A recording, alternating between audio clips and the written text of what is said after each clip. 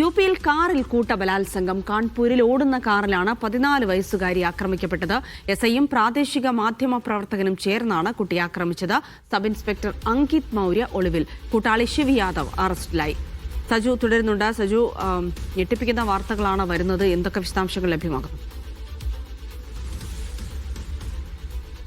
ജിൽസി, ഒരു ദാരുണമായ സംഭവമാണ് ഈ കഴിഞ്ഞ തിങ്കളാഴ്ച ഉണ്ടായിരിക്കുന്നത്. യുപിയിലെ കാൺപൂരിലാണ് ഇത്തരത്തിൽ 14 വയസ്സുകാരിയായ പെൺകുട്ടിയെ നിയമപാലകർ തന്നെ പീഡിപ്പിച്ചു എന്നുള്ള വാർത്തകൾ പുറത്തു വന്നിരിക്കുന്നത്.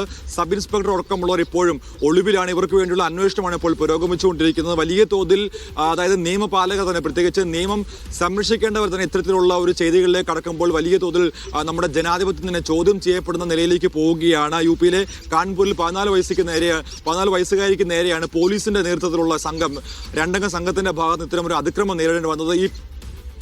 ഈ പെൺകുട്ടിയെ സച്ചേന്തി മേഖലയിലാണ് ഈ സംഭവം ഉണ്ടായത്. ഈ മേഖലയിൽ നിന്ന് പെൺകുട്ടിയെ ഓടുന്ന വാഹനത്തിൽ കയറ്റിക്കൊണ്ട് പോവുകയും അതിനുശേഷം പീഡനത്തിന് ശേഷം ഇതേ സ്ഥലത്ത് തന്നെ ഈ പെൺകുട്ടിയെ ഉപേക്ഷിച്ചു എന്നാണ് മൊഴിയിൽ വ്യക്തമാക്കുന്നത്. സബ് ഇൻസ്പെക്ടർ അങ്കിത് മൗര്യ ഇപ്പോഴും ഒളിവിലാണ്. കൂട്ടാളി ശിവ് യാദവിനെ അറസ്റ്റ് ചെയ്തിട്ടുണ്ട്. ഇയാൾക്ക് വേണ്ടിയുള്ള തെരച്ചിൽ, അതായത് SIക്ക് വേണ്ടിയുള്ള തെരച്ചിൽ ഇപ്പോഴും പുരോഗമിച്ചുകൊണ്ടിരിക്കുകയാണ്.